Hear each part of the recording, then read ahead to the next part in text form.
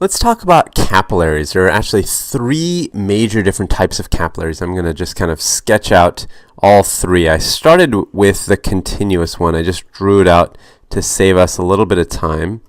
And the continuous capillary is actually the one that you see most commonly throughout the body. So that's why I wanted to start with this one.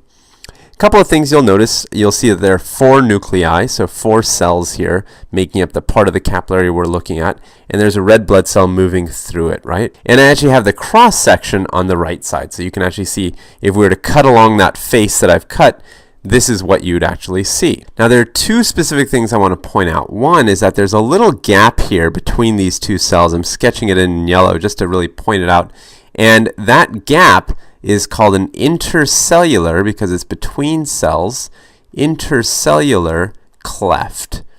So the intercellular cleft is that yellow streak that I just drew, and if I was to point it out on this cross section, it would be right there. You can see the little hole between the 2 where they don't really meet up. Now there are 2 more spots I want to point out, one right there and one right there in yellow, and they correspond to this spot and this spot.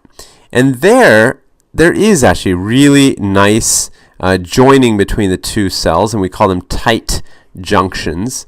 Kind of a good name for it, I suppose. You can kind of see why they would call it that. And these tight junctions are right there, labeled with my yellow arrows. Now the one thing I haven't drawn, I'm going to just sketch out right here, is in green. And this kind of is a layer beneath all these cells. So these cells are making up the wall of my capillary, but behind them, so that the blood actually doesn't see this layer, except for at the intercellular cleft, is a layer called the basement membrane. So this green stuff that I'm drawing for you, this is our basement membrane. And this basement membrane is basically like a foundation for a house. It's going to keep our cells kind of grounded and keep them in place. And that layer is largely made of protein. Let me now show you a second drawing that I did. This is our second type of capillary. This is a fenestrated capillary. You can see the major difference between this one and the first one is that the second one has little holes, or we call them fenestrations.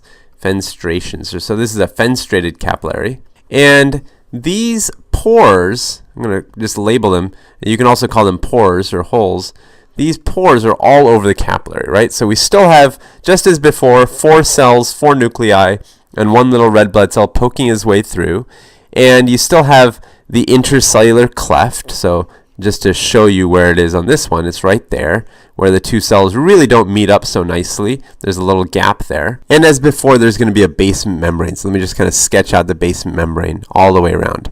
And on this cross section, you can see now how I've tried to draw it as best I can to show you the pores, but you have to kind of now get a little creative and see where that intercellular cleft is versus where the pores are. So whenever you're looking in cross section, it's a little tricky because you have to almost imagine it in 3 dimensions. Now the one thing that does help us is the fact that on the inside of these endothelial cells, there's, I'm going to draw in blue, a little layer of almost like a slime. And this slime layer is called glycocalyx. Glycocalyx.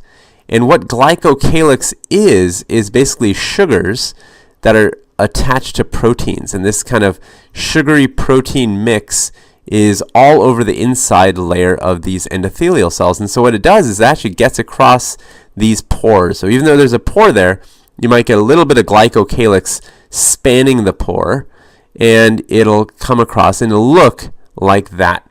The one place where you won't see it is in the intercellular cleft, because that's actually a real spot between cells. So if you have an intercellular cleft like you do here, let me just draw the arrow down here, right there, you won't see any glycocalyx there. So we call that little bit of glycocalyx that's bridging the pore, we call that the diaphragm. So these cells, or these fenestrated capillaries, actually have diaphragms over their pores. But I'm going to put a little star next to that because sometimes you can find fenestrated capillaries that do not have this glycocalyx that's covering the inside, and they therefore do not have diaphragms. So this is something that is generally true but not always true.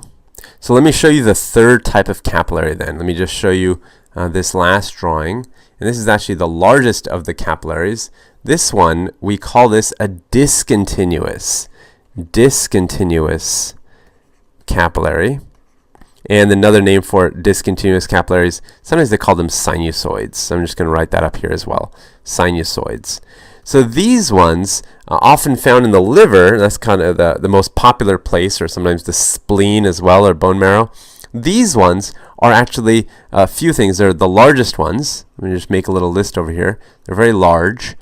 And they have a lot more of this intracellular cleft space. Look at all these gaps between the cells, right? I'm just sketching it in yellow just to highlight it, but there's a lot of gap here between the cells, meaning that these capillaries end up being very leaky. So in addition to being large, they're very leaky.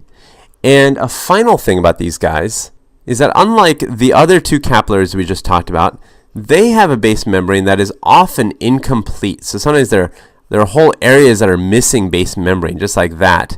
You might have some base membrane here and here, but you can see whole chunks are missing base membrane. And maybe there's a bit of base membrane over here. So let me write that as a third point. Incomplete, I'm going to write BM for basement membrane, incomplete basement membrane. So if this is the case, it'll be easier for things to kind of escape, even if you have a little glycocalyx here. I'm just drawing a layer of glycocalyx on our discontinuous sinusoid capillary. But even if you have this glycocalyx, because of the fact that you have so much of that intracellular cleft space and you don't have many of the tight junctions, it's going to be easier for things to get out. So moving down these three different types, you're getting more and more leaky as you go down. So just keep that in mind, is that the leakiness of the vessel is increasing. In fact, the most leaky is this guy down here, the discontinuous type. So think with me for a second. Let's say you're a molecule in here, in the capillary, and you want to get out here into the tissue. What are the ways you can get there? One way would be if you actually just diffused across, right? So one way could be diffusion, and that would work really well if you're a molecule of oxygen or carbon dioxide. Diffusion works well for those molecules. But let's say you're not one of those molecules. Let's say you're a larger molecule or a charged molecule. How would you get across? So a second way then to get across could be through a vesicle. Maybe you could get into a vesicle here in this cell, and the vesicle could transport you from being on the inside, which is where this X is, to where it could actually get deposited on the other side. And then of course it would still have to make its way through the base membrane, but that's at least a way of getting past the cell. And so this is a second approach. Maybe a vesicle could carry the molecule through. A third way could be through this intracellular cleft. Again, you still have to get across that base membrane, but at least you can get across the cell by simply going around the cell. So maybe that intracellular cleft could be another ticket to freedom. So if you want to get around, you can go that way. That's a third way. So what's a fourth way? Well, now we have to kind of go down to our second drawing, the fenestrated one. And here I would suggest maybe just going through, if you're that little X, maybe just going through that pore. And you have to plow your way through the glycocalyx if there is some there, but maybe that's another way, is going through the fenestration. That could be another way across, right?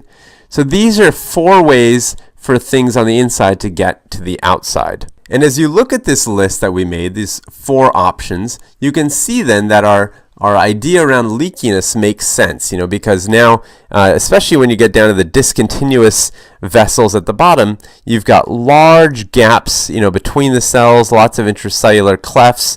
You've got vesicles that can, apply anywhere. Diffusion can apply anywhere. And you've got the fenestration. So really every opportunity for things to get out of the capillaries is available in those discontinuous or sinusoid capillaries.